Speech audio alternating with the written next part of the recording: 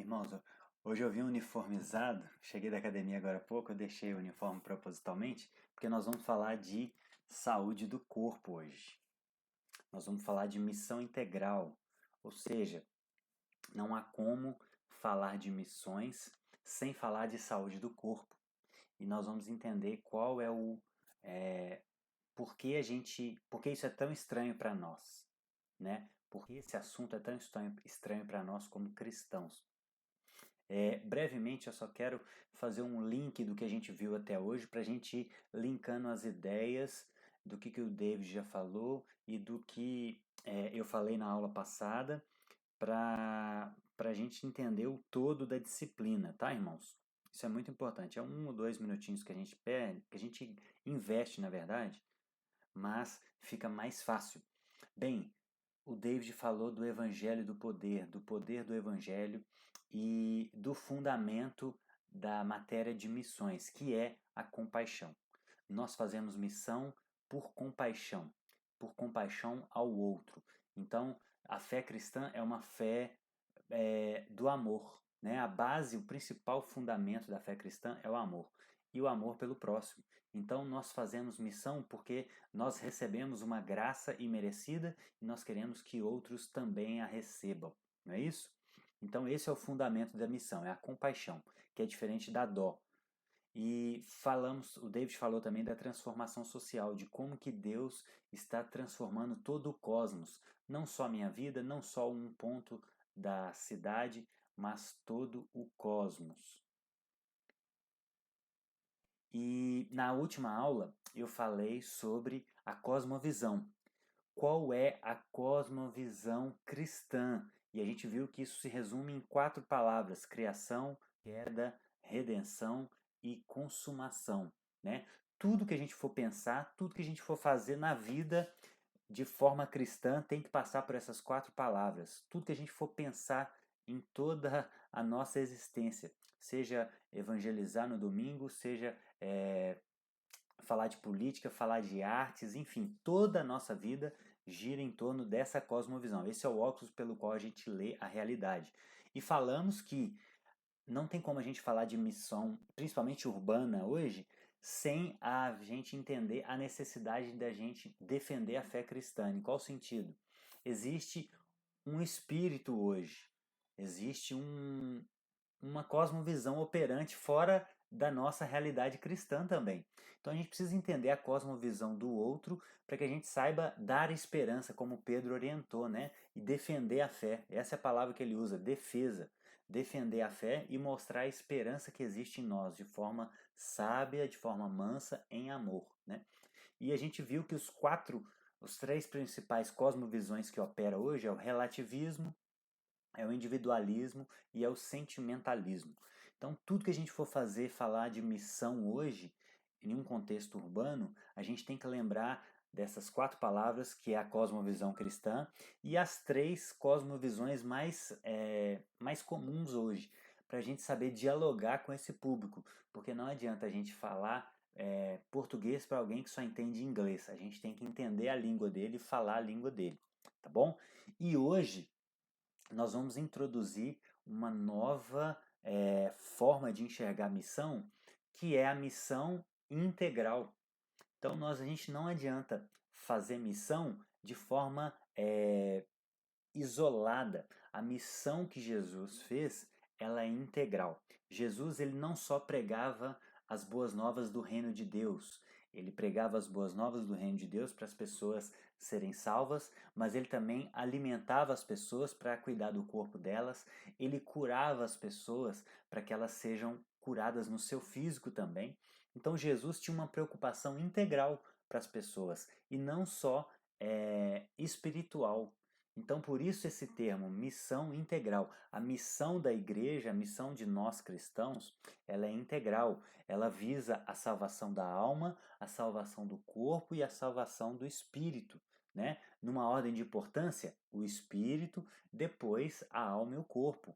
Porque não adianta também a gente pensar só em salvar almas se as pessoas estão doentes mentalmente, estão depressivas, se as pessoas estão sedentárias, não têm força para fazer mais nada na vida. Então são coisas que se conectam. A gente prega o evangelho para a pessoa ser salva, e se ela morrer, ela está salva, isso é ótimo, mas se ela não morrer, ela tem toda uma caminhada pela frente. E aí a gente precisa salvar também, entre aspas, né? Não é uma salvação escatológica, mas é uma salvação terrena.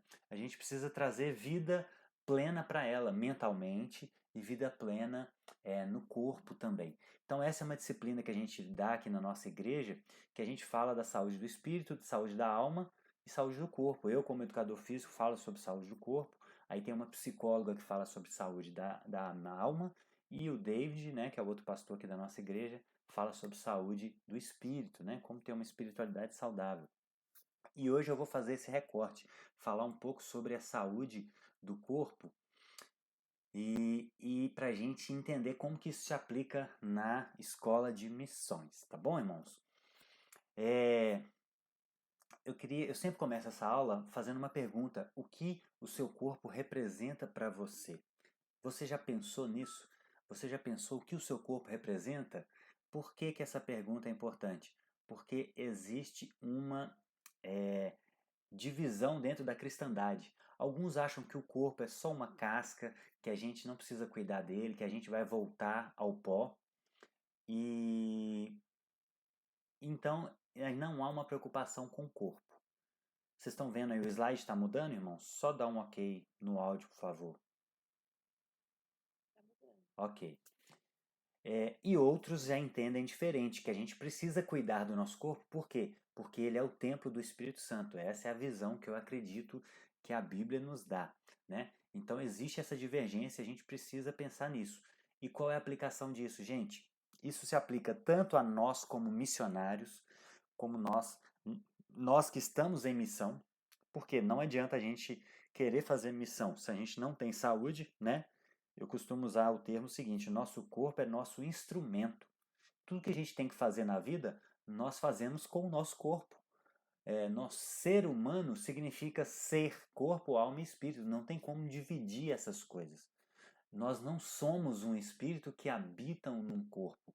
Nós somos corpo, alma e espírito. Né? Isso que Paulo fala em 1 Tessalonicenses 5:23. Nós somos isso. Então essa é a nossa essência humana.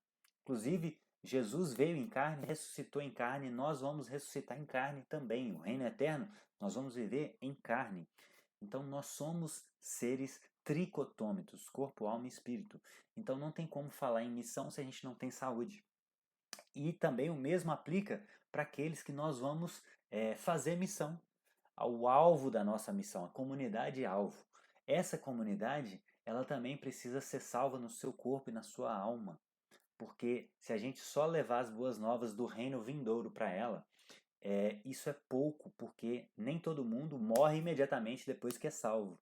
Então, essa longa caminhada que a gente tem que ter aqui na Terra, ela tem que ser uma vida em abundância, não pode ser uma vida pobre em todos os sentidos. A gente pode ter é, prosperidade com contentamento, como a Bíblia fala, financeira. A gente pode ter e deve ter prosperidade emocional, ausência de depressão, ausência de doenças mentais e também ausência de doenças no corpo, né? Para a gente viver uma vida plena.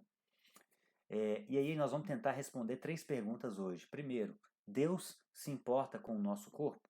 Segundo, por que eu devo importar com o meu corpo? Cuidar do meu corpo. E terceiro, como a gente deve cuidar do corpo, tá bom? E quando a gente pensa em cosmovisão, qual é a visão que está por trás da igreja, irmãos, com relação a esse assunto? É o dualismo grego.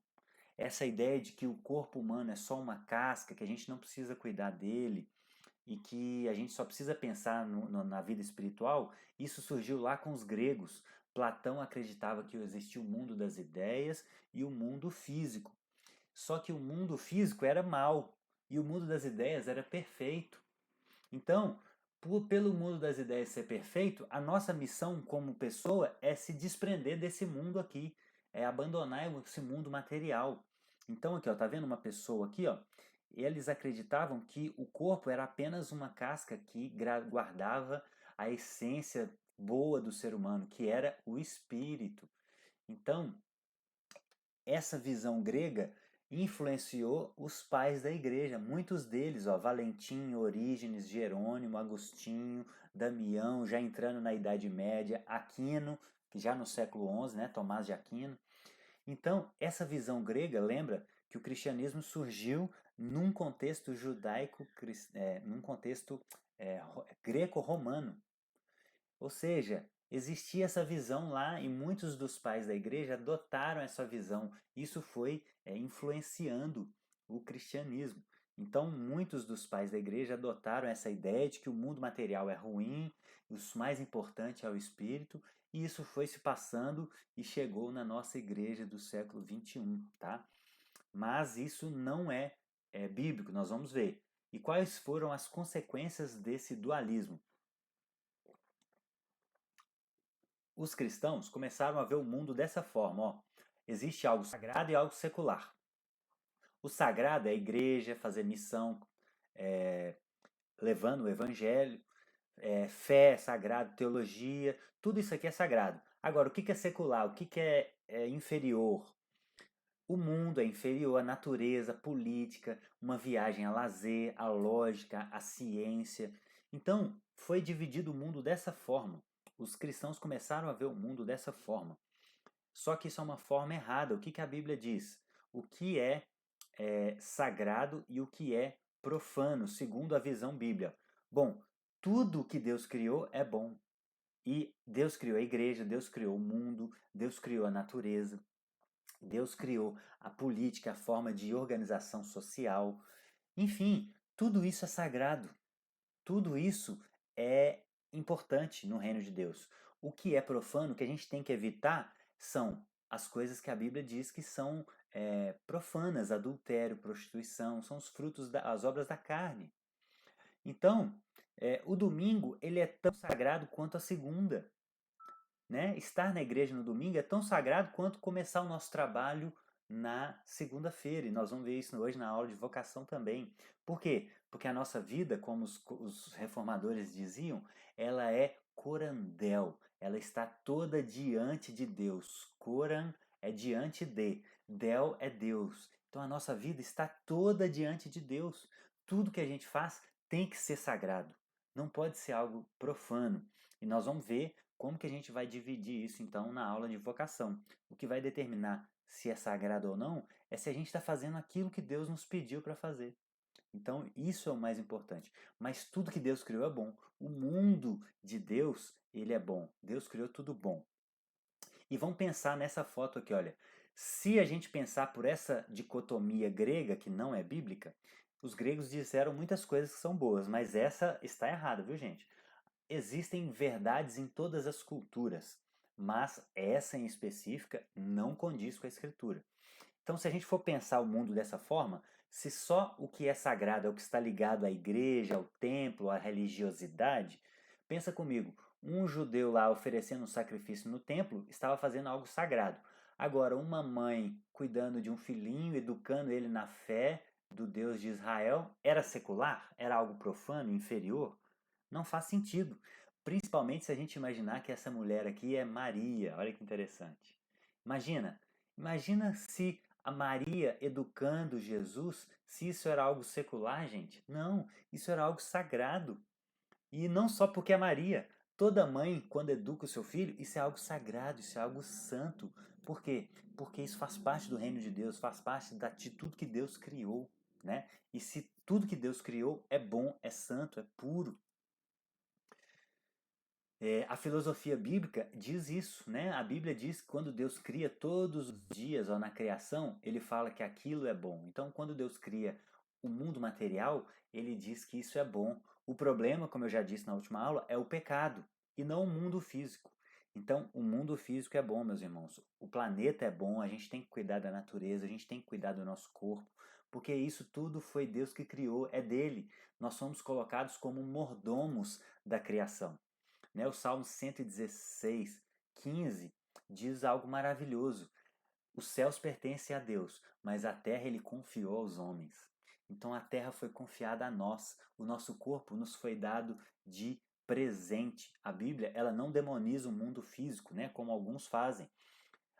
toda a criação será restaurada, ó, conforme esses textos aqui, ó, Atos 3, 21, né? Que Deus, a gente está aguardando o tempo em que Deus restaurará todas as coisas. Jesus está reconciliando todas as coisas no céu e na terra. E nós esperamos a redenção do nosso corpo, né? A glorificação. Então tudo isso é bom, foi Deus que criou. Esse é um texto maravilhoso que eu quero ler para os irmãos, 1 Coríntios 6, a partir do verso 18, que Paulo diz o seguinte nesse texto, olha, prestem atenção, o que Paulo está dizendo? Fujam da imoralidade sexual. Todos os outros pecados que alguém comete fora do corpo, fora do corpo o comete, mas quem peca sexualmente, peca contra o próprio corpo. Acaso vocês não sabem que o corpo de vocês é santuário do Espírito Santo, que habita em vocês, que lhes foi dado por Deus e que vocês não são de vocês mesmos? Vocês foram comprados por alto preço, portanto, glorifiquem a Deus com o seu próprio corpo. Irmãos, esse texto é maravilhoso. Por quê? Porque ele destrói toda essa filosofia bíblica, grega errada. Para os gregos, o corpo era algo só uma casca, mas para Paulo, para Deus, o nosso corpo é o santuário do Espírito Santo. Olha que privilégio! Então, não há nada mais valioso do que o santuário do Espírito Santo, daquilo que é mais sagrado na existência humana, que é o Espírito Santo. Então, nosso corpo também é santo.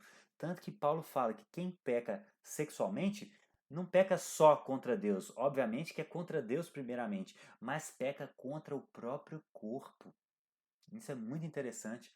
E o contexto lá de Corinto que Paulo está falando é porque tinha muita prostituição, tinha prostituição cultural lá, né? O termo corintianizar era sinônimo de ter relações sexuais, para vocês terem uma ideia. Então, quando alguém dizia para outro, vamos corintianizar, ele estava fazendo um convite sexual, de tão comum que era essa prática. Então, é um pecado contra o próprio corpo. A Bíblia, ela não demoniza o corpo, ela santifica o corpo, porque ele é templo do Espírito Santo. Por isso nós temos que cuidar dele.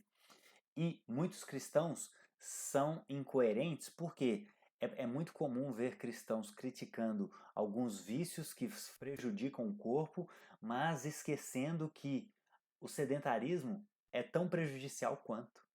Né? Quando a gente vai olhar os estudos, na verdade, até mais, em muitos casos, o sedentarismo mata mais do que, às vezes, cigarro, bebida. Então não adianta a gente criticar outras pessoas que bebem demais, que fumam, que prejudicam o seu corpo, se a gente também não cuida dele. Isso é muito sério, irmãos. E a gente precisa entender também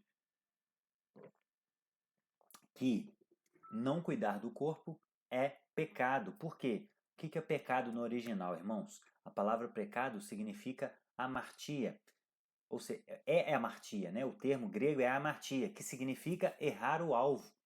Então, se Deus tem um alvo para nós de santidade, de amor, de justiça e de cuidar da criação, né? Como ele colocou lá a gente no jardim para lavrar e cuidar de toda a criação, inclusive o nosso corpo, quando a gente não faz isso, a gente está errando o alvo, nós estamos em pecado.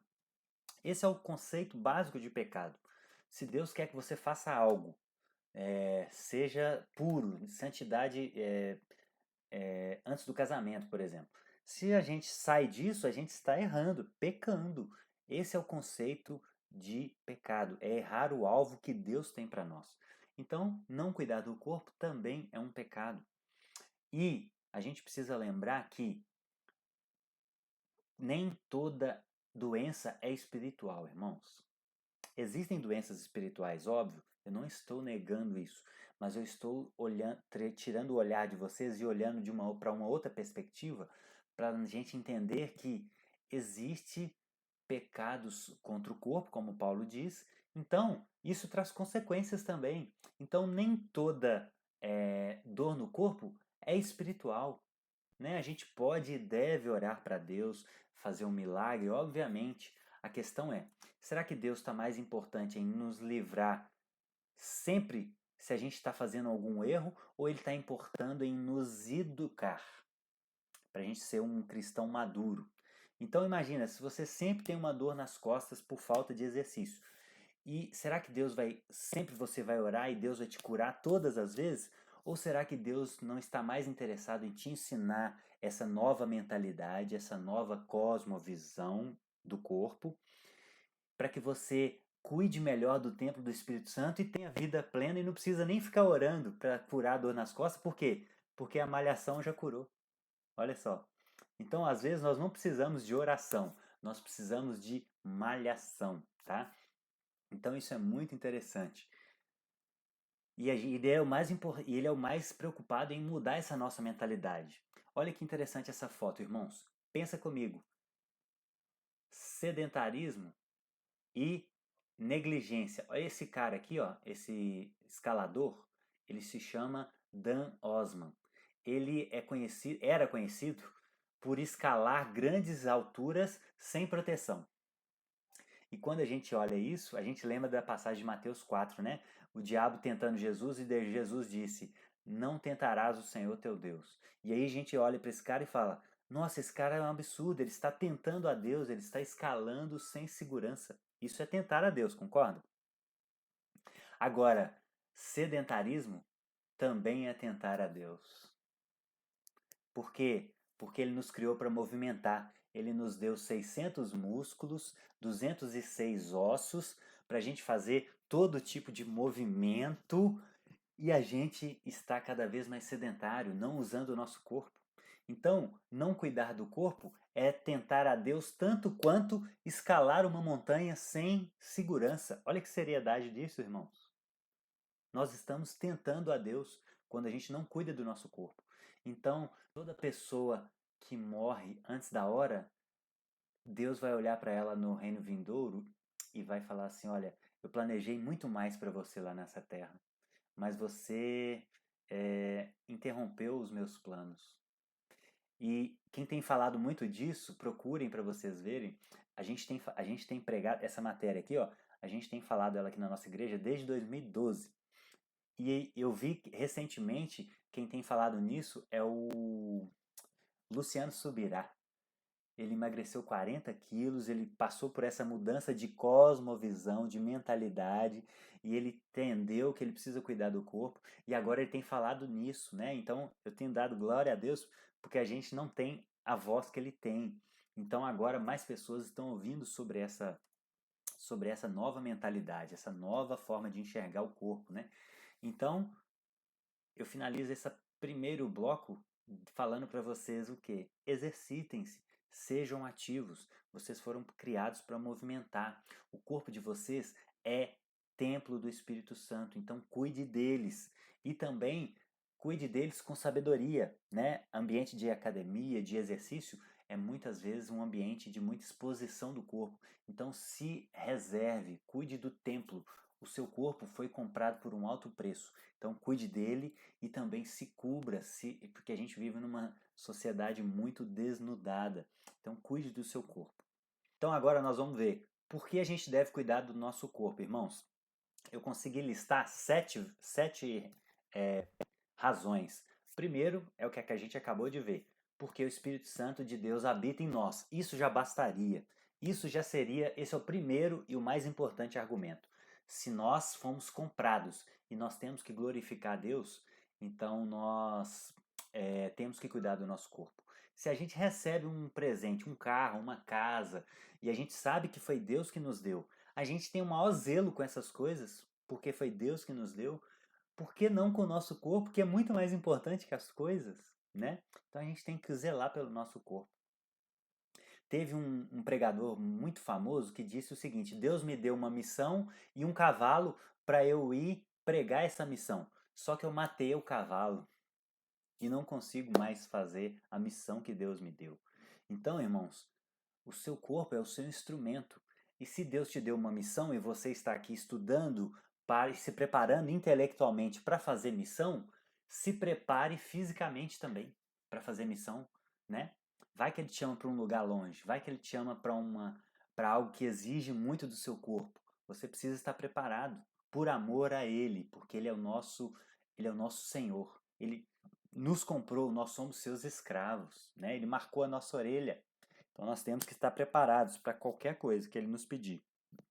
Segunda razão, nosso corpo é dele, né? O segundo, a parte B do versículo fala que nós somos comprados. E o termo ali é comprar de escravidão mesmo. Então, nós somos apenas mordomos, nós somos apenas cuidadores do nosso corpo. Então, nosso corpo é dele. Então, a gente tem que cuidar para glorificar o nome dele. Terceira razão, irmãos, não sabemos quanto tempo ele precisa de nós aqui nessa terra. Se é 30, se é 40, se é 50, se é 90. Eu preguei recentemente numa igreja na Lagoinha, aqui de Belo Horizonte, e eu falei sobre o senso de fim, para a gente lembrar sempre que o fim está próximo. Eu posso morrer daqui 5 minutos ou daqui 50 anos, eu não sei. Então eu tenho que estar preparado para daqui 5 ou para daqui 50 estar com saúde para fazer o que Deus tem me pedido para fazer, que é ensinar sobre saúde e sobre Jesus, né? Saúde integral, esse é o meu lema.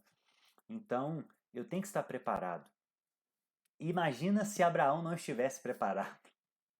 Imagina Abraão, gente. Deus fala com ele: Abraão, sai da sua terra de Ur dos Caldeus. Olha aqui onde fica Ur, ó. Ur fica aqui. E até chegar em Canaã, Abraão teve que andar 1.850 quilômetros, irmãos. Olha só. É como se a gente saísse de São Paulo e fosse até Salvador a pé. Imagina se Abraão está sedentário, com dor nas costas, dor no joelho, e ele vira para Deus: "Oh Deus, não vai dar, estou com muita dor. Nossa, eu não consigo andar nem 5 minutos." Irmãos, imagina isso! Se Abraão tivesse sedentário, a gente não estaria aqui hoje, a gente não receberia o Messias, não teríamos o útero do Messias, né, que foi a linhagem de Abraão. Então isso é muito sério. Isso não é brincadeira.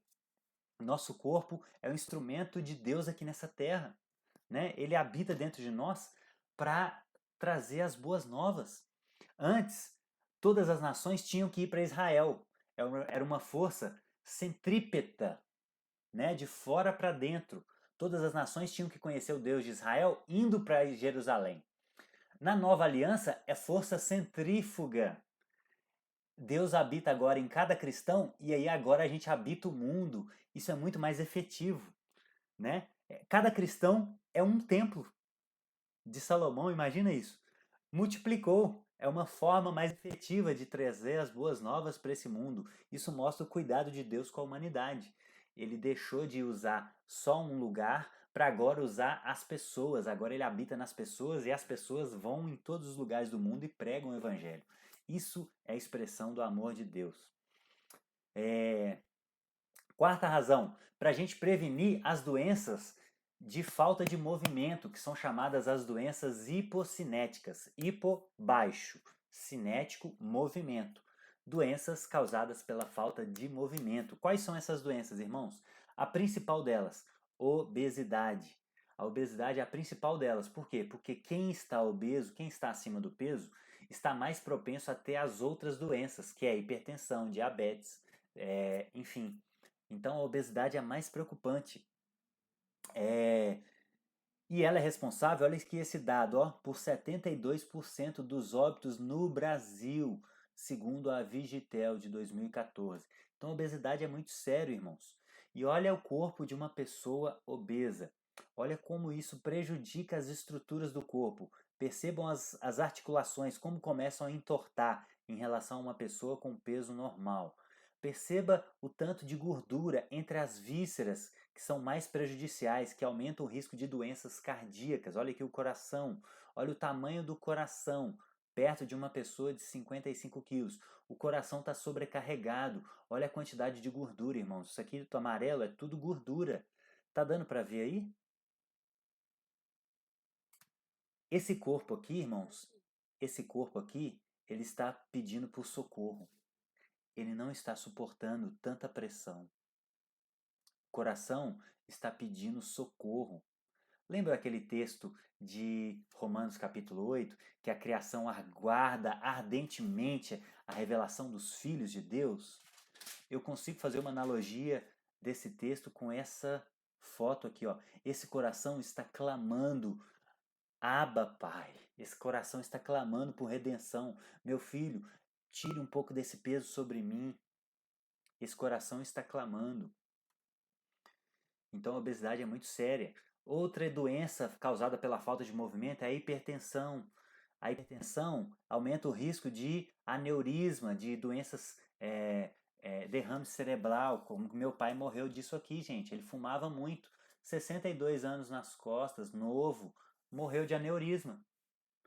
Infelizmente, pelo pouco que eu sei, eu tinha 7 anos, não conheceu Jesus. Olha só como que isso é muito sério. Uma hipertensão estourou uma veia na cabeça do meu pai e ele faleceu novo e não teve a oportunidade de conhecer Jesus.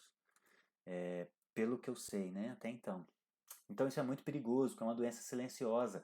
O diabetes, gente, aumento de açúcar no sangue. Olha o que o diabetes causa: falta de circulação periférica. As pessoas têm que amputar os pés. Se bate o pé e machuca, não consegue cicatrizar, vai necrosando, tem que cortar o pé.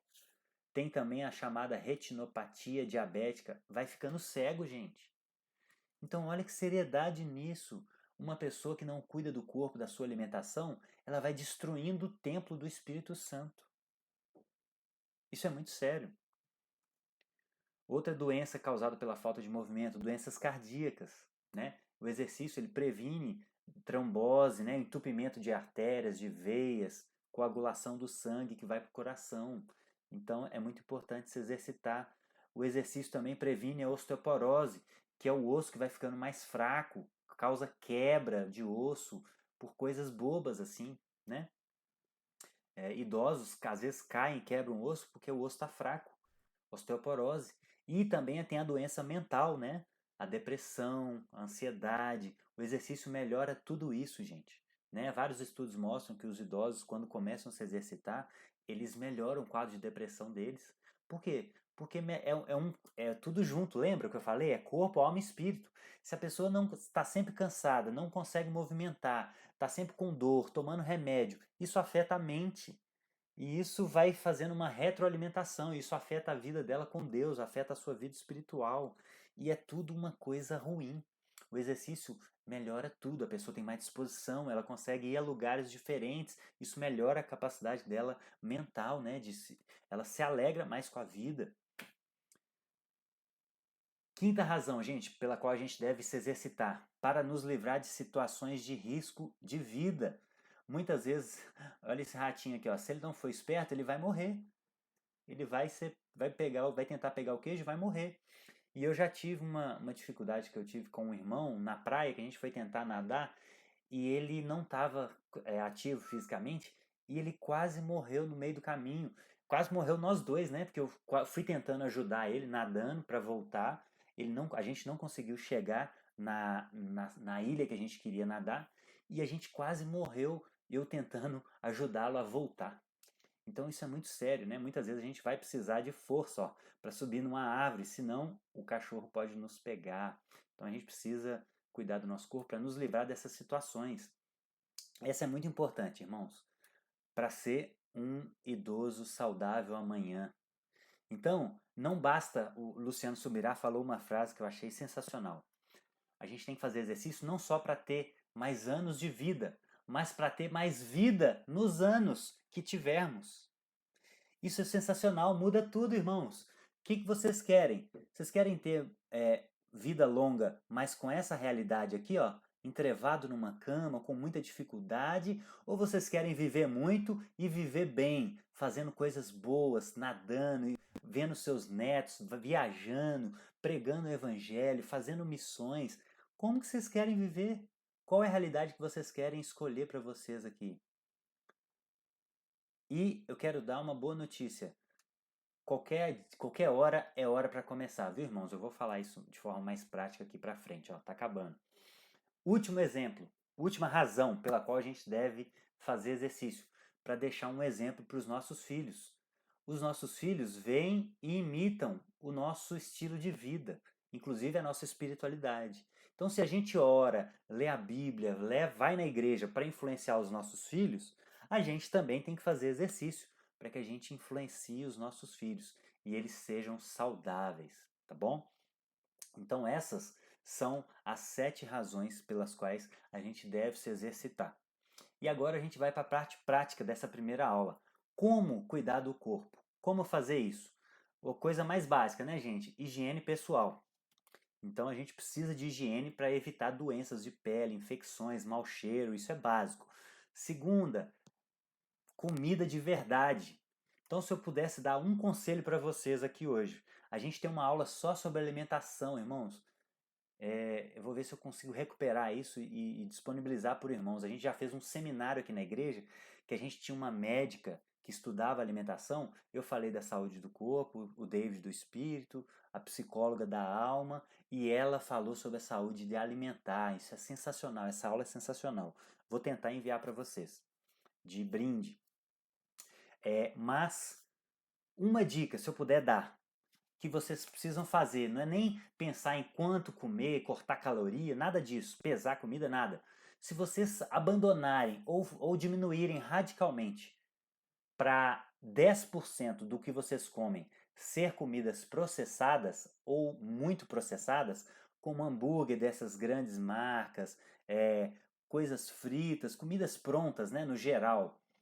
Se vocês comerem isso apenas em 10% do tempo de vocês e em 90% do tempo vocês comerem comida de verdade, coisas que no rótulo tem poucos ingredientes, essa é uma forma de vocês identificarem. O que é comida de verdade? Coisas que têm poucos ingredientes.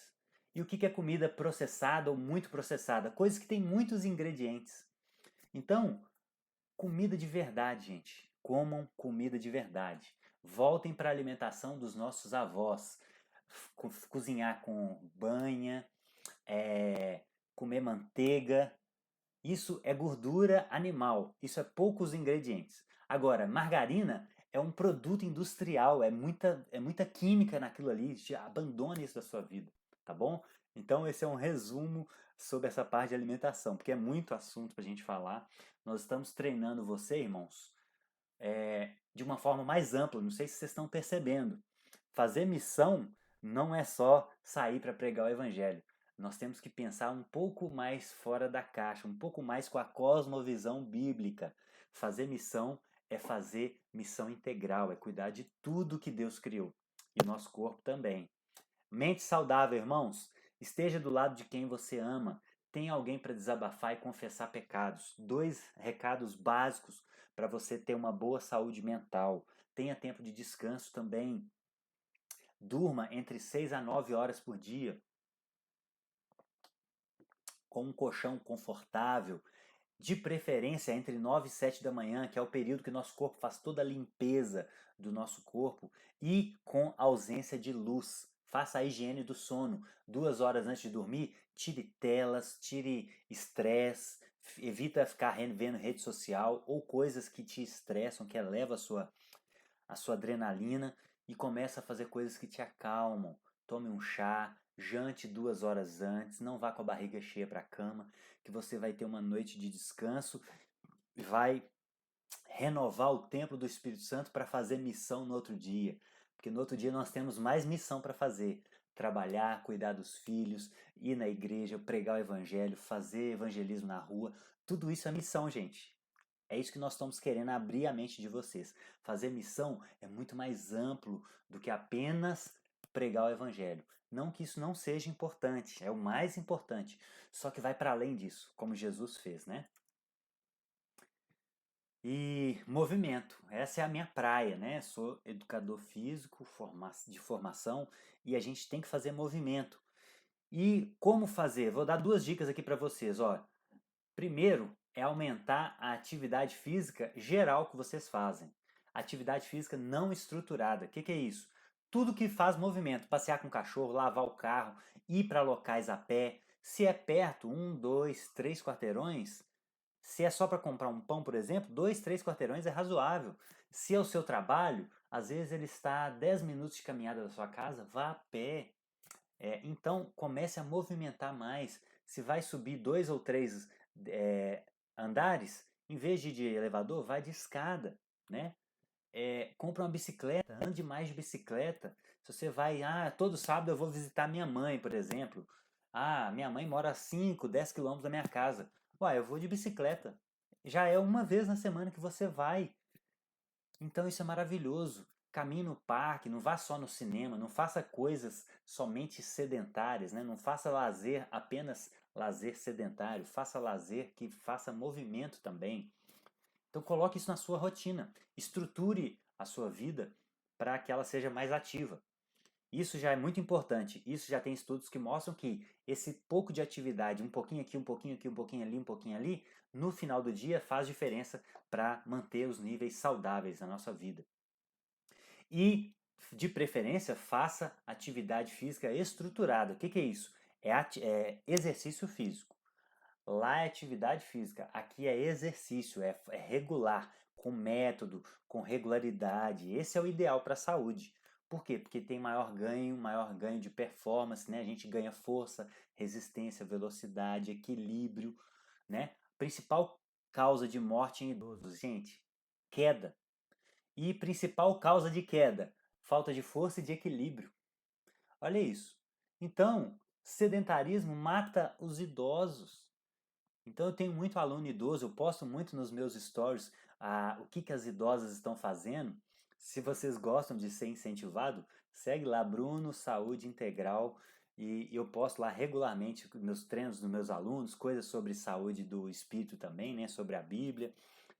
E aí as idosas começam a ver que com a prática de atividade física elas começam a ter mais força, mais equilíbrio, caem menos, têm mais autonomia para sair na rua, elas começam a ter uma vida melhor. Isso melhora o quadro de depressão e é uma coisa que se retroalimenta. Então façam atividade física estruturada, que é exercício físico. E para iniciar, 3 dicas para vocês. Primeiro, descubram o que vocês gostam de fazer, porque aí vocês vão fazer com gosto, vão fazer com prazer. E isso vai ajudar a saúde mental e o corpo também. E por que ajuda o corpo? Porque vocês, quem gosta, faz com mais regularidade. É mais fácil você fazer algo que você ama fazer com regularidade do que fazer uma coisa que você não gosta, né? Então descubra o que você gosta. E eu me coloco à disposição dos irmãos também para, depois das aulas, mesmo não só depois de acabar a aula hoje, mas quem quiser me mandar uma mensagem no WhatsApp ou no Instagram, enfim, lá no início da aula tem lá meus contatos. Se você quiser alguma orientação para começar, eu te dou essa consultoria gratuitamente, viu, irmãos? Então eu disponibilizo também para. Amém, né, Maria? Eu disponibilizo também o meu trabalho, né, para fazer essa missão na vida de vocês também. Eu estou em missão, eu estou fazendo missão, mudando a mentalidade de vocês, ensinando a Bíblia. E a outra área que é a minha missão é cuidar do corpo. Então, eu disponibilizo um tempo para cada um para eu fazer essa missão na vida de vocês, tá bom? Então me procura, me manda lá um direct ou um WhatsApp que a gente conversa sobre o caso de você, o que é melhor você começar, enfim, a gente faz esse trabalho um pouco mais personalizado, tá bom? Então, descobrir o que gosta é o primeiro passo. Depois, fazer uma avaliação médica e física de qualidade, para saber qual é o seu estado físico hoje e saber como a gente pode progredir. E aí entra a orientação de um profissional. Então,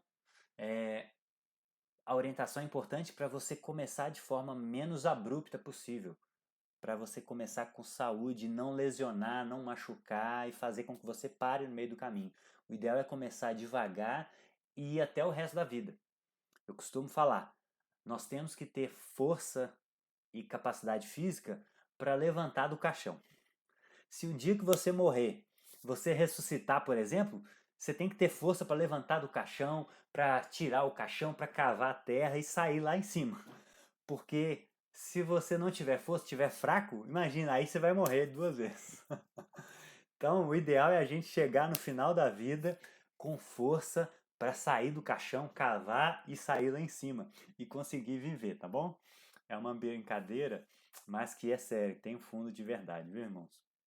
Então, orientação de um profissional também é importante e eu me disponibilizo para vocês, tá bom? Aqui, ó, aqui estão os meus contatos novamente, ó. Meu Instagram, Bruno Saúde Integral. Lá no YouTube também tem muita aula para os irmãos. E aqui o meu WhatsApp. Quem quiser, só me mandar uma mensagem, só me mandar um direct lá no Instagram que a gente conversa para fazer uma transformação na vida de vocês. Lembra do segundo slide? Começa no missionário. A missão começa com vocês. Lembra também da última aula, daquele slide de como a gente vai mudar o mundo? Começa da gente. Depois vai para nossa família, depois para nossa igreja, depois para nossa cidade e depois o mundo inteiro.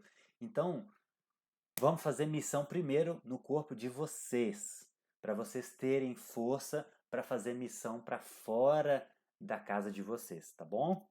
Então, me coloco à disposição dos irmãos e queria abrir para fechar essa aula para dúvidas e perguntas com relação a essa aula, porque depois nós vamos entrar no outro tema, que é vocação, que também é um dos meus assuntos que eu mais gosto. Então, irmãos, agora a gente vai para a segunda parte dessa aula, que é o quê? Vocação para missões. Falar desse assunto, eu gosto mais desse assunto porque eu tenho uma experiência pessoal com ele. Então, é muito especial para mim esse assunto de vocação. E o que é falar de vocação para missões? Por que esse assunto é importante, irmãos? Vamos pensar. Nós trabalhamos, em média, 40 horas semanais, né? 70% dos brasileiros trabalham entre 40 e acima de 49 horas semanais. Ou seja, 25% do nosso tempo é trabalhando. Então, pensar em vocação, pensar em trabalho, é algo muito importante porque é o que a gente faz em grande parte do nosso tempo. Então, se Deus não está na nossa vocação, no nosso trabalho, a gente está perdendo tempo, né? E quando a gente vai olhar para a Escritura, a palavra trabalho é usado 169 vezes só no Novo Testamento. Então, é um assunto muito recorrente. Por exemplo, fé e salvação é citado 200 e poucas vezes no Novo Testamento. Trabalho 169, né? Essas só perde para o dinheiro. O dinheiro nós temos quase 2.100 citações no Novo Testamento. Então o dinheiro, né, o amor ao dinheiro, a raiz de todos os males, ele é o assunto mais citado no Novo Testamento. Depois vem fé e salvação e depois trabalho, né? Então é muito importante pensar em trabalho. E eu queria trazer a definição de 4 palavrinhas importantes que vão clarear para a gente. Né? Primeiro, vocação, ministério, trabalho e dom. Qual que é a diferença entre elas? O que é vocação? Vocação é chamar, né? Vem do grego klesis, que é chamar. E então, vocação é chamar alguém, né? Convidar para os benefícios do reino, no sentido nomeado, escolhido para um cargo, né? Essa é a definição lá do original. É um convite, né? Chamar é um convite, é uma convocação. Isso é vocação. E Paulo usa esse termo lá em Romanos e em 1 Coríntios, e ele fala o seguinte, ó, Paulo, servo de Jesus, chamado para apóstolo. Ou seja, Paulo foi convidado para ser apóstolo. Né? Isso é o sentido de vocação, ele foi vocacionado, ele foi chamado. Agora, ministério significa diaconia, né? Vem do grego diaconia, que significa um serviço, um ofício, aquele que corre em função de uma missão. Olha aí o termo missão. Ó. Então, ministério é quem tem uma missão, é quem tem um serviço, um ofício. Isso pode ser num sentido religioso ou não. A palavra ela não traz um sentido apenas religioso. Então, ministério não tem a ver só com o que a gente faz num serviço religioso. Tem a ver com o que a gente faz em toda a esfera da vida, né? Alguém pode ter um ministério de ser um pastor, o outro um ministério de ser um dentista, né? Tudo isso é ministério. No reino de Deus, como a gente já viu que tudo é bom, tudo está diante de Deus, tudo pode ser um ministério, né? Trabalho, a palavra trabalho em específico, vem do grego ergadzomai, que significa tarefa, ocupação, profissão, negociar, né? Então tudo isso é trabalho. E, como eu falei, essa palavra é usada 169 vezes no Novo Testamento. E ela traz o sentido de uma ocupação, de uma ação. Então os termos são muito amplos e muito parecidos um com o outro, né? E Paulo, lá em Efésios 2,10, ele usa esse termo, né, ergadzomai. Ele diz que nós somos um poema de Deus, né, feitura dele, criados em Jesus para um bom trabalho. Olha que interessante. O termo que ele usa ali é ergadzomai, ou ergon, às vezes a palavra é ergon, né, que vem da mesma raiz.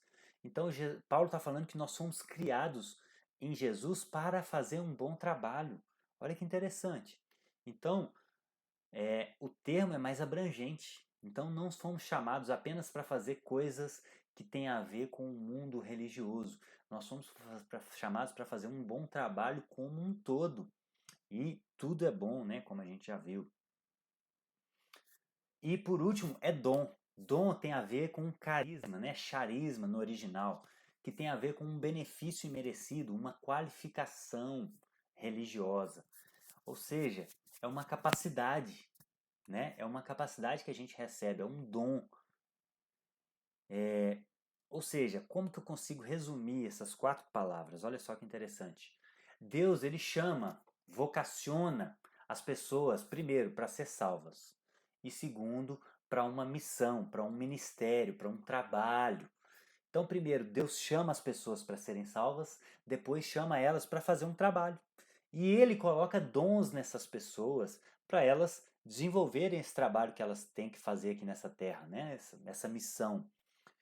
Então, Deus chama, dá dons para que a gente trabalhe até ele voltar, né? Então, esse é o resumo dessas 4 palavras: vocação, ministério, trabalho e dom.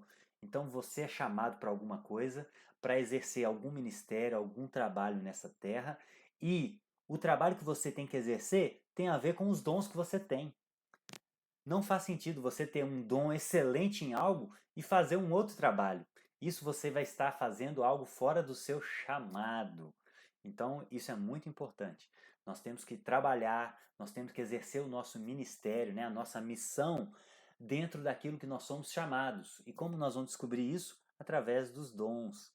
Então, isso aqui, ó, se a gente fosse resumir esses 27 slides em 7 até agora, seria isso. Você já poderia sair daqui dessa aula pensando o seguinte: olha, será que eu estou trabalhando no lugar certo? Será que essa é a minha missão nessa terra? Esse é o meu ministério? E eu queria lembrar vocês: sempre que eu usar esses termos, é proposital. Trabalho e ministério são coisas. Elas podem ser. Elas são sinônimas. Porque no nosso meio cristão, a gente já associou ministério apenas com questões religiosas. Mas ministério é mais amplo. Trabalho também é mais amplo. Alguém pode ter um trabalho de ser pastor e alguém pode ter um ministério de ser dentista, né? Tudo para Deus é importante. Tudo, se a pessoa foi chamada para ser dentista, esse é o trabalho dela, essa é a missão dela aqui nessa terra, né? Se alguém foi chamado para ser pastor, essa é a missão dela nessa terra. E aí, mais uma vez, irmãos, aquele mesmo dualismo grego que fez com que a gente enxergasse de forma negativa o nosso corpo, o mundo físico, faz a mesma coisa com o trabalho. Eu vou até passar mais rápido nisso aqui, porque é a mesma coisa. Essa mesma visão negativa do mundo material fez com que os gregos enxergassem o trabalho manual, por exemplo, de forma inferior ao trabalho intelectual. Olha como que a ideia de cosmovisão é importante, gente. Ela influencia tudo na nossa vida. Até a forma de enxergar o trabalho é determinada pela nossa cosmovisão. Então, os gregos achavam que trabalhar manualmente era algo inferior do que trabalhar intelectualmente. Por isso que eles achavam que quem deveria comandar a cidade, a polis, eram os filósofos. Por quê? Porque eles trabalhavam só com a mente, né? O trabalho braçal ficava para as pessoas inferiores. E isso aqui, essa foto aqui, ó, é daquele mito que vocês já devem ter ouvido falar, o mito de Sísifo. Quem foi Sísifo no mito grego? Foi um deus que foi condenado a viver eternamente levando uma pedra para o alto do monte. Quando ele chegava lá em cima, a pedra rolava, ele tinha que descer, levar essa pedra de novo, deixá-la lá em cima, a pedra rolava, e ele foi condenado a passar a eternidade fazendo esse trabalho inútil. Olha que interessante. Como que os gregos viam o trabalho. Ou seja, para eles, trabalho manual era inútil. Por quê? Porque Sísifo foi condenado eternamente para esse trabalho inútil de ficar fazendo esforço, né? O mais intelectual, o intelectual é superior na visão dos gregos.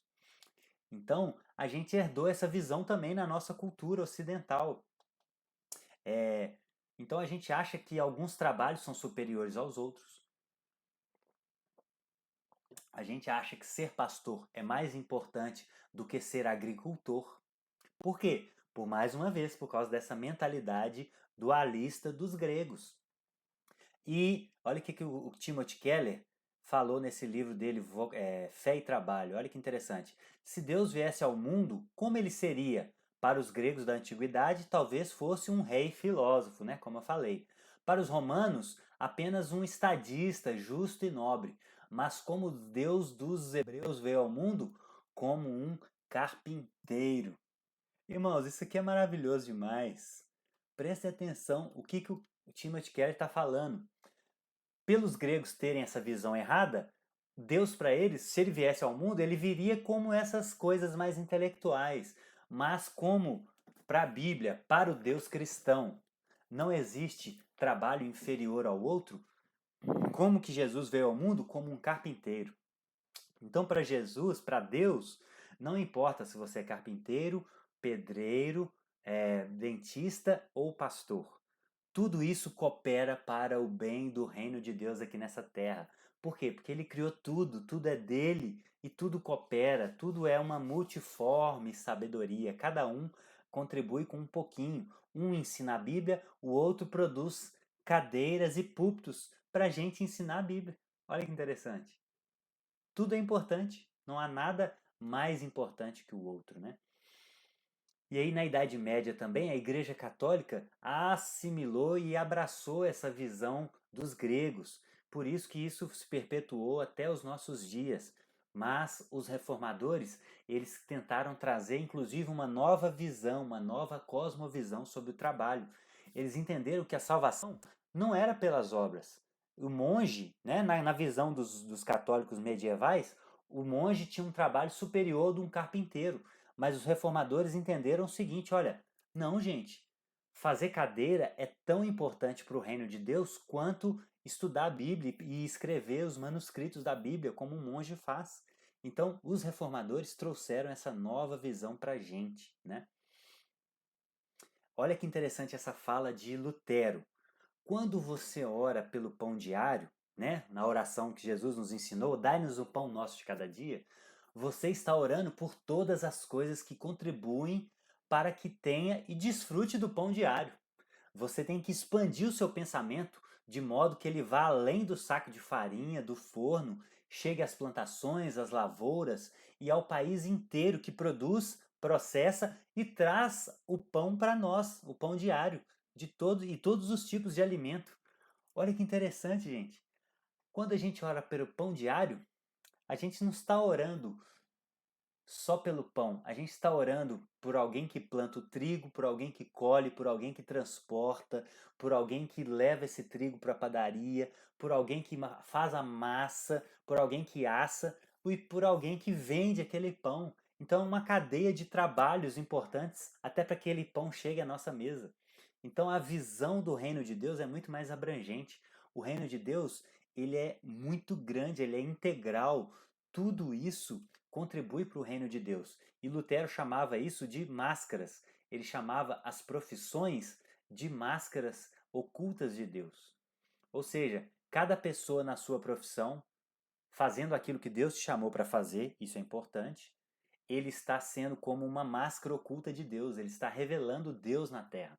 Então, nós somos protestantes, nós acreditamos dessa forma restaurada, dessa visão mais ampla, né? Então, para os gregos, o trabalho era maldição. Para a igreja medieval, para a igreja romana, o trabalho manual era inferior, mas era permitido. Mas os reformadores mostraram que, segundo a Bíblia, todas as profissões são dignas e contribuem para o reino de Deus na terra. E olha que interessante, gente. O trabalho, na nossa cultura, ele é tão mal visto que tem aquelas piadinhas, né? Nossa, segunda vou trabalhar, que coisa, né? Quem nunca ficou com uma leve depressão no domingo à noite? Né, Paulo? A hora que começava o Domingão do Faustão, nossa, já batia aquela. Pode falar, Carolina. Já batia aquela depressão, né? Não, só levantei a mão para falar que eu sinto Ah, com certeza. então. Isso tem a ver com a nossa visão equivocada de trabalho.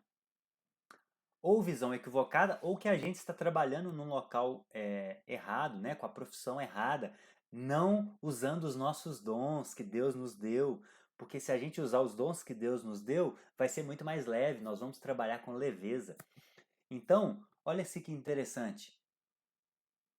Essa madeira aqui, ó, que era uma cruz de tortura lá no Império Romano, sabe como que ela chama? Tripalium. E essa palavra surgiu trabalho. Ou seja, os gregos nomearam o trabalho manual de tripalium exatamente porque era torturante. Lembra do Sísifo ficar subindo e descendo uma montanha, uma pedra sem sentido? Ou seja, olha só como que o trabalho é mal visto na nossa sociedade. Então, e Jesus, o que que ele diz? O meu pai continua trabalhando até hoje e eu também estou trabalhando. E ele usa a palavra trabalho. Ou seja, Deus, desde o início da criação, está trabalhando até hoje para tentar restaurar toda a criação. E quem somos nós para não gostar de trabalhar? Se o nosso pai está trabalhando, como Jesus falou, a gente tem que trabalhar também. Então, olha que interessante. Os gregos tentaram denegrir o trabalho dando um nome pejorativo para a cruz, né? Um instrumento de tortura. E parece que Deus, na sua soberania, ele queria nos lembrar todos os dias em que trabalhamos do maior trabalho já realizado na terra, a justificação das nossas almas. Irmãos, o trabalho de Jesus de justificar as nossas almas foi feito exatamente na cruz, que os gregos chamavam de tortura. E Jesus foi torturado numa cruz, fez o maior trabalho já feito até hoje para nos dar redenção. Então, sempre que a gente olhar para uma cruz, os gregos olham para a cruz e vê um objeto de tortura e acham que o trabalho deles é torturante. Nós não, a nossa mentalidade é diferente. Nós olhamos para uma cruz e vemos um instrumento de tortura, de fato, mas que foi realizado o maior trabalho que já pode ser feito nessa terra, que pode ter existido.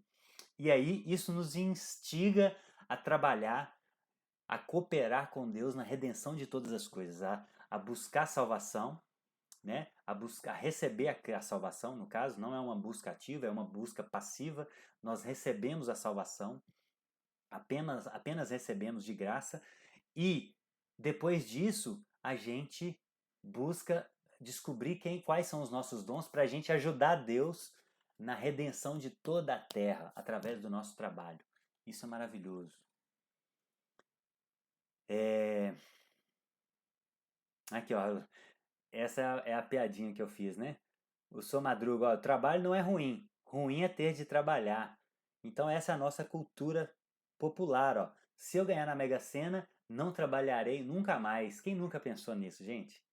Que pena, segunda-feira chegou. Ou então, sextou, né? Tem essa também, sextou. Ufa, já parei, já cumpri minha obrigação, não preciso mais. Agora é só segunda-feira.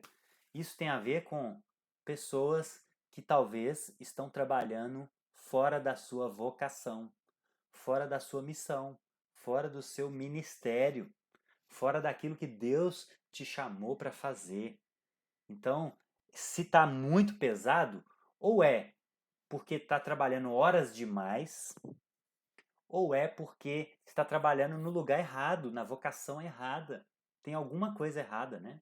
Então tem que olhar para dentro de si e tentar descobrir. E o que a Bíblia fala sobre vocação? Agora é o que a Bíblia fala. A gente fez esse histórico do trabalho. O que a Bíblia fala, gente? A Bíblia, ela nos chama, ela nos vocaciona para duas coisas. É muito simples. Primeiro, ela nos vocaciona para a salvação. Então, o primeiro chamado de Deus, né, segundo o Anderson Bonfim, é para salvação. Deus nos chama para ser salvos. Só que depois que a gente é salvo, a gente continua vivendo no mundo, não é? Então, além de cuidar do corpo, nós temos que trabalhar. Então, nós vamos trabalhar com o quê? Nós temos que trabalhar naquilo que nós temos dom. Então, é algo muito simples. Então, Deus nos chama. Vamos ser salvos, gente. E aí nós aceitamos Jesus, entramos para a glória, né? Já, desde já, somos salvos. Tá, e qual que é o nosso segundo chamado? Primeiro é salvação, o segundo é para propagação do reino de Deus. É fazer missão. E fazer missão não é só evangelizar. Fazer missão é fazer o que Deus nos chamou para fazer. Então Deus chama cada um para uma missão. Ele chama, olha, você vai pregar o evangelho. O outro, você vai cuidar de idosos. O outro, você vai ser um advogado e restaurar a justiça na terra. O outro, você vai ser educador físico, vai ajudar as pessoas a restaurar a mentalidade de saúde do corpo. Nós precisamos de soldados sadios. Gente, o reino de Deus não é uma guerra entre o bem e o mal? Nós não estamos aqui guerreando contra o mal. Soldado precisa ser saudável. Soldado precisa trabalhar naquilo que Deus te chamou para fazer. Então perceba o link dessas duas aulas. Você tem que ter um corpo saudável para cumprir sua missão. E você tem que entender qual é a sua missão, que é essa aula. Qual é o seu dom, qual é a sua vocação. Estão entendendo? Tá ficando claro para vocês como que tudo se linka? Dá vontade até de chorar, eu fico até emocionado. É lindo demais o reino de Deus, a Bíblia. É lindo demais, gente. Tudo faz sentido, tudo está interligado. É, Deus é bom demais. Nosso Deus, glória a Deus por isso. Então, Deus nos chama primeiro para ser salvo, salvação. Depois ele nos chama para propagação, fazer missão. Então ele nos chama para salvação e para fazer missão, né? E aí para fazer missão a gente tem que saber qual é o dom que ele nos deu. Qual é a missão? Uns é para pregar, outros é para cuidar do corpo, outros é para ser político, outros é para ser enfermeiro, pedreiro, enfim, cada um tem uma missão. Então, aqui ó, por quê? Porque Deus nos chamou para dominar a terra, para cuidar da terra. Então, cada um tem uma missão, cada um vai cuidar da terra de uma vez, de uma forma. Um vai cuidar da terra literalmente, né? Um agricultor vai cuidar da terra, o outro vai cuidar da justiça, né, que é o juiz, que é o advogado, o outro vai cuidar das pessoas. Então existem várias áreas de missão nessa terra e cada um foi chamado para uma delas. Olha lá, ó, a palavra lavrar, né, cuidar da terra, né, cultivar, é abade, que significa trabalhar. Então, quando Deus chama Adão para trabalhar, ele está chamando ele para fazer um trabalho geral, é qualquer tipo de trabalho. E essa palavra no original, olha só, ela não traz uma conotação de trabalho árduo, como os gregos viam, né, aquele Sísifo, e exaustivo, mas uma experiência feliz de libertação. Então, quando Adão estava trabalhando, ele não estava lá, gente. Ai, que saco, sexta-feira, chega logo, capinando a terra. E aí chega sábado, até que enfim. Não, Adão trabalhava com uma experiência de libertação. Por quê? Porque ele estava fazendo o que Deus tinha pedido ele para fazer. Ele trabalhava feliz. Ele cultivava, ele trabalhava feliz. E é isso que a gente tem que restaurar. A gente tem que trabalhar feliz, gente. Segunda-feira tem que ser um dia feliz pra gente. Sexta-feira tem que ser um dia feliz também, tanto quanto o sábado, a segunda, a terça. É claro que existe uma exaustão física, né? Um desgaste emocional. Não é isso que eu estou falando. Eu estou falando daquele peso quase espiritual de você estar trabalhando em algo que você não gosta. É isso que eu estou falando. Não é de você chegar numa sexta-feira, eu estou aqui cansada. Eu acordo 5 da manhã. Segunda, eu durmo 9 da noite. Terça, eu durmo 11, porque tem reunião de oração, eu estou em missão. Quarta, eu durmo 9, de 5 às 9. Quinta, eu durmo às vezes 11, porque tem estudo bíblico na igreja, tem reunião do presbitério. Hoje eu vou dormir 11 de novo. Estou cansado, mas é um cansaço diferente. Por quê? Porque eu estou fazendo exatamente aquilo que Deus me pediu para fazer. Então eu vou com o corpo muito cansado para a cama, mas com o espírito alegre, com a alma regozijante, porque eu estou cumprindo a minha missão, eu estou fazendo missão, a missão que Deus me deu para fazer. Estão entendendo? É diferente. Então, é com esse sentimento que a gente tem que voltar e buscar trabalhar, assim como Adão trabalhava no início. Restaurar isso, né? Deus não está reconciliando todas as coisas? A gente tem que reconciliar essa ideia também.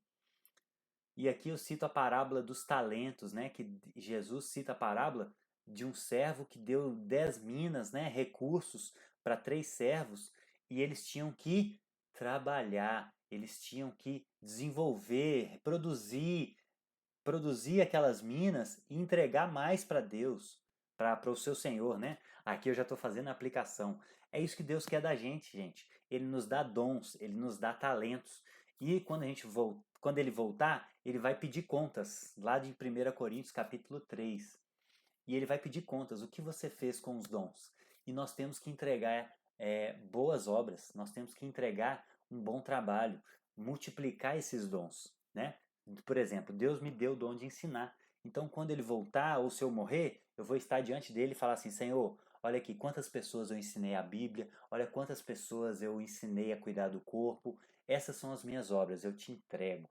Então, é isso que essa parábola está nos propondo, né? É, alguma dúvida, algum comentário até aqui? Tá tudo bem aí?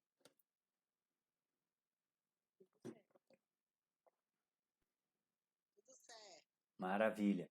Então agora nós vamos para a prática. Como saber a nossa vocação? Como saber, gente? Olha que interessante. Para você saber qual é a sua missão nessa terra, qual é o seu chamado, qual é o seu ministério, qual é o seu trabalho que você tem que fazer aqui nessa terra, você tem que tentar responder essas 3 perguntas. Primeiro, isso tem a ver com quem você é, né? Com a sua essência. Essas 3 perguntas te ajudam a descobrir quem é você, o que clama, o que queima dentro do seu coração. E aí você pode se fazer essas 3 perguntas. Por exemplo, qual a causa te incomoda profundamente? Então, por exemplo,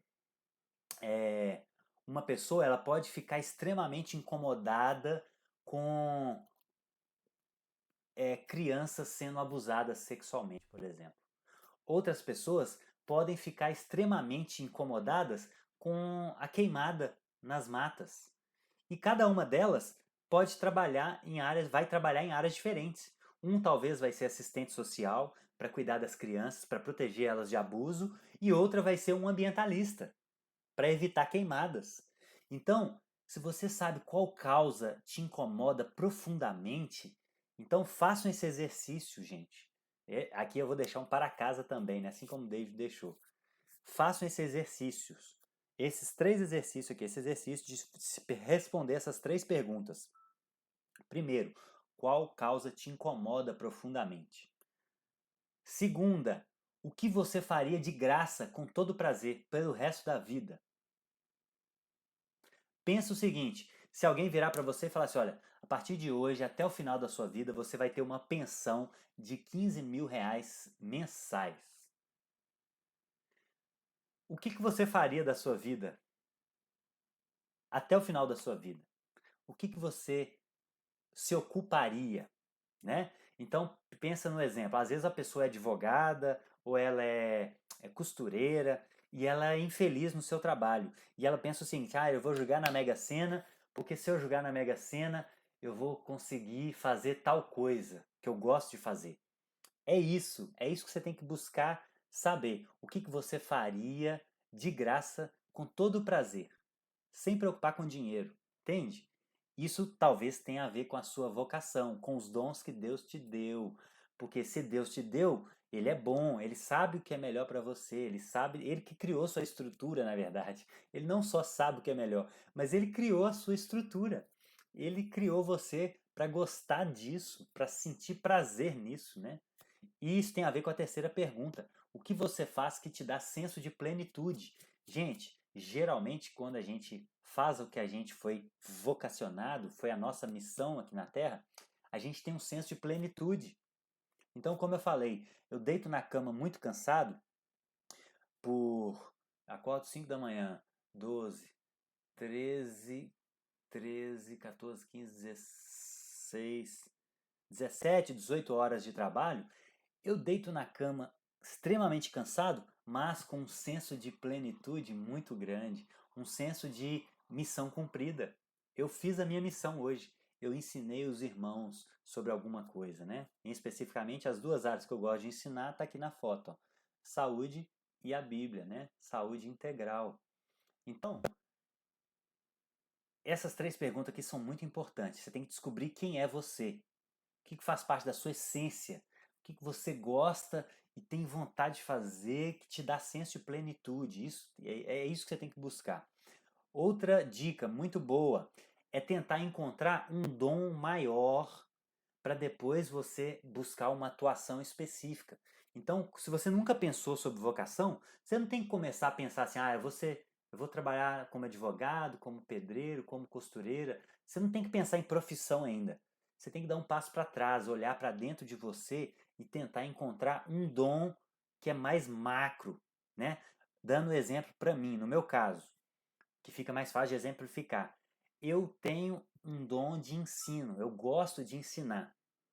Tanto que a nossa ordenação, né, há 7 anos atrás, lá na nossa igreja, ao presbitério, foi a nossa família ao presbitério e eu especificamente ao cargo de mestre, né, daqueles 5 dons da igreja, apóstolo, mestre, evangelista, profeta e pastor, eu fui ordenado ao dom de mestre. Por quê? Porque as pessoas viram que eu tenho esse dom, que eu tenho facilidade, que eu gosto, né? Então, eu descobri que eu gosto de ensinar, beleza. Agora, o que eu vou ensinar? Posso ensinar muitas coisas. E aí, o processo de amadurecimento, de vivência, foi me mostrando as áreas que eu gosto, que é saúde e teologia. Por isso, eu fui estudar, né? E aí eu vou falar um pouquinho da minha história de vocação aqui para finalizar com vocês. E olha só que interessante, gente. Sobre essa questão aqui, ó, de senso de plenitude que eu falei, olha esse exemplo. Esse exemplo está no livro do Darrell Miller, chama Vocação. É um exemplo mais claro para mim que eu já vi até hoje de uma pessoa que encontrou a sua vocação. Esse livro é sensacional, está lá na biografia, está lá na apostila de vocês, está lá nas referências depois da aula de vocação. E eu recomendo esse livro para todo mundo que quer entender o que é vocação. Esse é um livro-chave, Vocação, do Darrell Miller, e Trabalho, do Timothy Keller. Esses dois livros são chaves. Olha o que essa moça falou. Esse livro, Vocação, ele tem um relato de várias pessoas que estavam em busca da sua vocação. E aí, essa pessoa, esse Stefan Eicher, ele falou o seguinte, olha, ele estava numa profissão, ele gostava muito de pintar, então ele estava numa profissão fora da pintura. E aí ele entrou nessa crise, como eu entrei, eu vou falar o meu testemunho aqui brevemente, e ele começou a buscar a sua vocação, a sua missão, e ele falou o seguinte, olha, sentado em minha cadeira de balanço, eu senti pela primeira vez que quando Deus olhava para mim, ele via um artista. Ele não via um advogado, um serralheiro, ele via um artista. Também tive a visão que, se eu me trancasse naquele quarto e passasse os próximos 30 anos pintando imagens de Jesus, eu simplesmente para ajudar, perdão, se eu passasse 30 anos trancado no quarto, apenas pintando o rosto de Jesus aqui agora, da Índia, simplesmente para me ajudar a conhecê-lo melhor, e ninguém mais jamais visse essas pinturas, a minha vida teria sido um completo sucesso. O que essa pessoa está dizendo? Ela entendeu quem ela era, de tal forma, ela entendeu o que dava um senso de plenitude para ela, que era o quê? Pintar. Então ela falou o seguinte: se eu passasse o resto da minha vida num quarto fechado, pintando, apenas pintando, e morresse, eu chegaria no final da vida com um senso de que a minha vida tinha sido um sucesso. Olha isso. Isso é maravilhoso, gente. Por quê? Porque ela fez aquilo que ela tem gosto de vida. Ela fez aquilo que dá gosto de vida para ela. Então isso é muito legal. Então você precisa buscar entender o que te dá gosto de vida, o que motiva você a acordar às segundas-feiras, o que você faz ou quer fazer nas segundas-feiras. Isso é muito legal.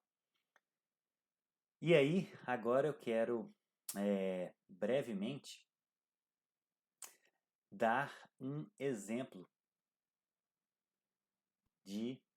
da minha vida. Mas antes eu queria passar para esse slide aqui, que ele é importante também. Bom, e beleza, Bruno, vamos trazer para a realidade. E se eu descobrir que eu não estou trabalhando naquilo que Deus me vocacionou, que é a minha missão aqui nessa terra, o que eu posso fazer? Bom, o que Jesus faz é, primeiro, você não tem que sair do seu trabalho imediatamente.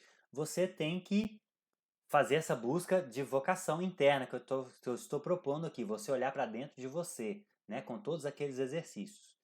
E aí, se você descobrir que não está na sua vocação e descobrir qual é, você tem que cuidar das suas finanças, né? É digno. Cuidar das necessidades físicas é digno. Então, Paulo fala lá para a gente em 2 Tessalonicenses, para a gente trabalhar com as mãos para ter com que suprir as nossas necessidades, né? E ter também com que acudir os outros. Então, trabalhar para suprir as nossas necessidades é digno. É o início do processo de descoberta da sua vocação. Então, continue trabalhando, suprindo as suas necessidades e comece a bolar um plano de transição, né? Depois que você descobrir qual que é a sua vocação, então, por exemplo, hoje eu sou costureira, mas eu amo mesmo é pintar. Então, como você vai fazer para deixar de ser costureira para ser uma pintora? Existe um caminho, às vezes de preparação, de estudo. Então, você tem que fazer essa transição de forma responsável, porque você tem que cuidar das suas necessidades, da sua família. Então, depois que você descobrir, seja responsável nessa transição.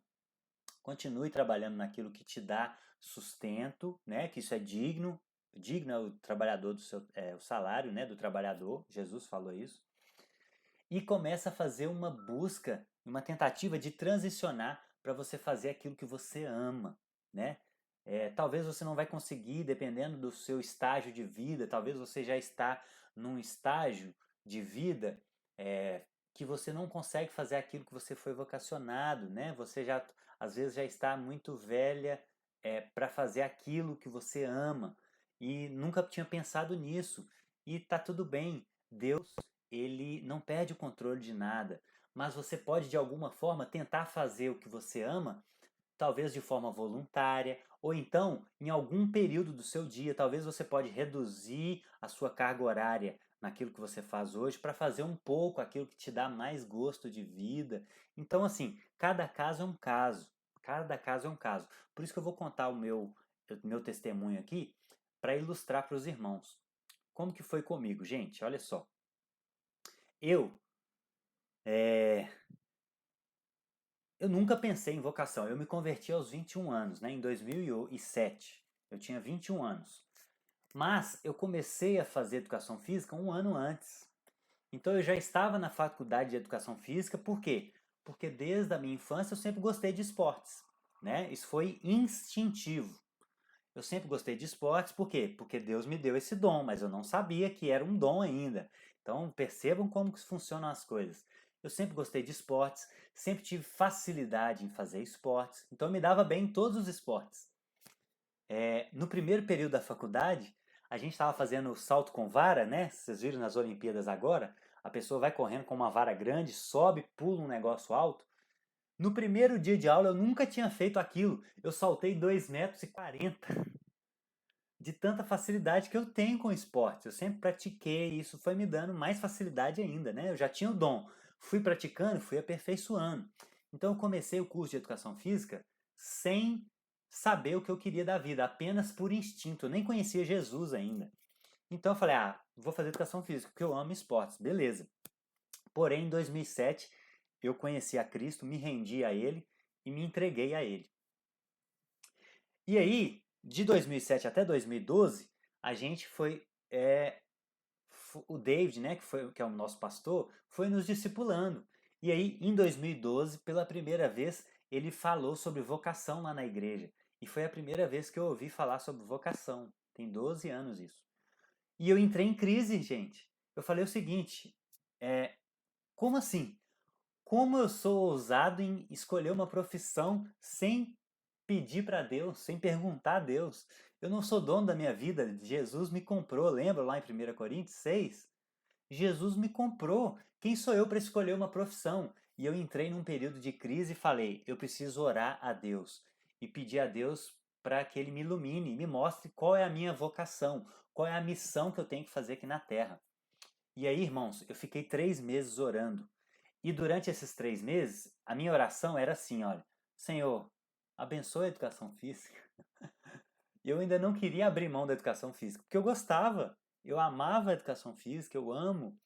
E eu falava assim: nossa, eu já estou formado, né? Em 2012 eu já estava formado, eu formei em 2010. Eu já tinha alguns alunos na academia de personal. Então a minha oração era assim: Senhor, abençoe a educação física, por favor. Fala comigo que é educação física. Eu não queria abrir mão, irmãos. Eu não queria negar a mim mesmo. Eu não queria tomar a minha cruz e seguir a Jesus ainda.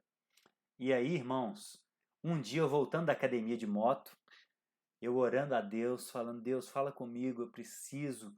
E aí, eu, pela primeira vez nesses 3 meses, eu consegui fazer uma oração sincera.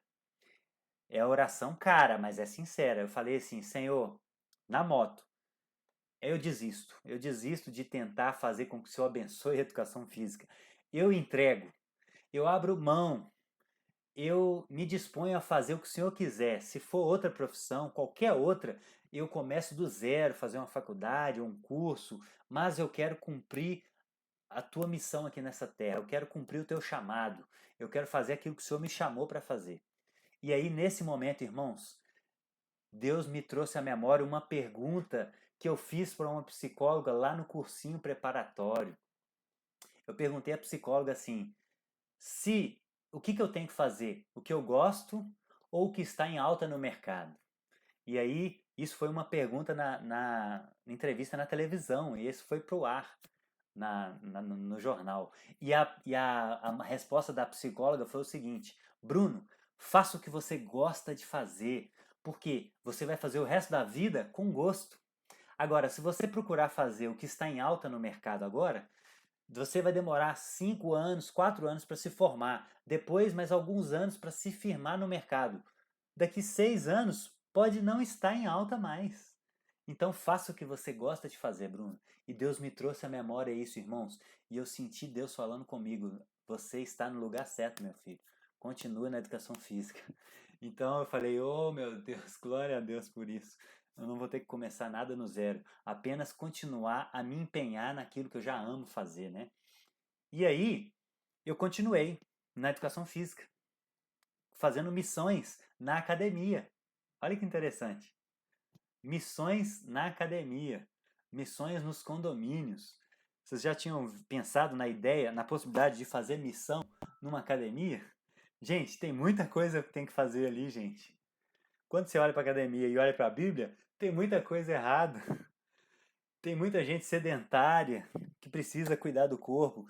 Tem muita parte do corpo descoberta que a gente precisa mostrar para as pessoas que tem que cobrir.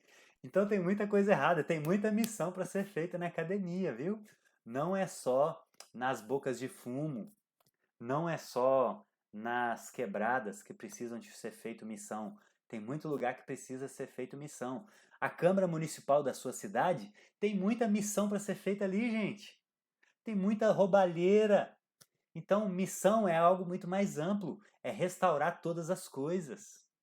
Vocês estão entendendo como a missão é mais ampla?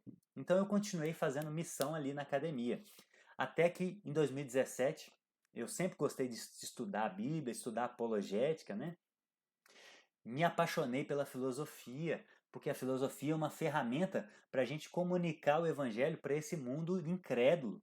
Então comecei a fazer filosofia em 2017, me formei em 2020 e agora, ano passado, comecei a fazer uma pós-graduação em teologia para eu fechar a tríade: educação física, filosofia e teologia. Eu fiz até uma tatuagem no meu braço, né? A educação física, a filosofia e a teologia são as 3 áreas que eu gosto de ensinar, né? Então, qual que é a conclusão que eu tiro, irmãos? eu faço essas coisas porque eu sou, e não eu sou porque eu faço. Então, eu fiz educação física porque eu já era educador físico, eu sempre amei esportes. Então, Deus me criou com esses dons de ter facilidade de esporte, de gostar. Então, eu só fiz porque eu era educador físico já. Eu fiz faculdade porque eu era. Por isso que eu falei, você tem que descobrir quem você é. Quais são as coisas mais profundas que saem de dentro do seu ser. O que você ama fazer. O que você tem prazer em fazer, o que você faz que te dá um senso de plenitude, o que você faria de graça pelo resto da vida. Eu ensinaria. Eu ensino, né? Já estou fazendo. E aí Deus cuida de mim através da remuneração. Os alunos me pagam na academia, a gente recebe dos irmãos que a gente ensina em igrejas, e Deus vai cuidando de nós. E a gente vai fazendo o que a gente ama, e Deus cuida de nós através dos irmãos. E as coisas andam, o reino de Deus funciona. Estão entendendo? Então, eu estaria pecando se Deus me chamou para ensinar e eu estivesse fazendo engenharia, por exemplo. Eu estaria pecando, eu estaria errando o alvo. Lembra do conceito? É pecado também. Fazer aquilo que Deus não te chamou para fazer é pecado, é errar o alvo. Existe um alvo para cada um de vocês. E eu queria finalizar essa aula com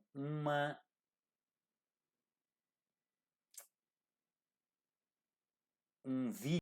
A arte, ela tem essa característica, né? Ela consegue impactar a gente demais. E esse vídeo é muito impactante. Esse vídeo mostra como que nós vamos ser cobrados no juízo final. Nós não vamos ser cobrados pelo que a gente fez, mas pelo que fomos chamados a fazer, a missão que Deus nos deu. Então, um tinha a missão de de ser evangelista, e ele optou por fazer é, ele foi contador. E aí as obras dele se queimaram, né? Ele poderia ter impactado muito mais pessoas. O outro foi chamado para ser contador e foi ser pastor, mas Deus não chamou ele para ser pastor. Então, para essa pessoa, ser pastor, olha que interessante, ser pastor para uma pessoa que não foi chamada para ser pastor é algo é, ruim. Olha que interessante. Não é só porque ser pastor abençoa a vida das pessoas que isso é bom para todo mundo. A pessoa ela precisa ser chamada, porque ela tem dons, tem que respeitar os dons. Por isso que muitas pessoas machucam as outras, porque não tem um dom de pastoreio. Por isso que existem maus professores, que as pessoas não entendem nada do que elas falam. Por quê? Porque ela não tem um dom de ensinar. Então a gente precisa ser fiel aos dons que Deus nos deu. E a última irmãzinha, ela foi chamada para criar 3 filhos. Ela não foi chamada para fazer missões transculturais. Ela foi chamada para fazer, para cuidar de 3 filhos. Não quer dizer que ela não possa ajudar também. Ela pode contribuir com financeiro, né? Ela pode fazer missões ajudando financeiramente, mas o chamado dela como missão de vida era cuidar de 3 filhos. E esses filhos, sim, iriam impactar nações e multidões. Então, cada um foi chamado para fazer uma coisa. Cada um tem uma missão nessa terra. E você precisa pensar: qual é a minha missão? Qual é a missão que eu vou fazer? Vocês precisam sair dessas 8 semanas de aulas que nós estamos tendo, no mínimo, intrigados, se já não sabem qual é a missão de vocês, começarem a buscar a partir de hoje qual é a missão de vocês. O que Deus chamou para você fazer aqui nessa terra. E aí sim, junto com a Carolina, junto com toda a liderança da igreja, vocês vão conseguir organizar essa junta de missões de forma mais efetiva, respeitando o que cada um foi chamado para fazer, e não colocando encargos pesados uns nos outros. É claro que às vezes não tem, por exemplo, quando a gente começa uma igreja, não tem todos os cargos preenchidos. Então, quando a gente começou na nossa igreja, alguém tinha que pregar, alguém tinha que limpar o chão, alguém tinha que tocar.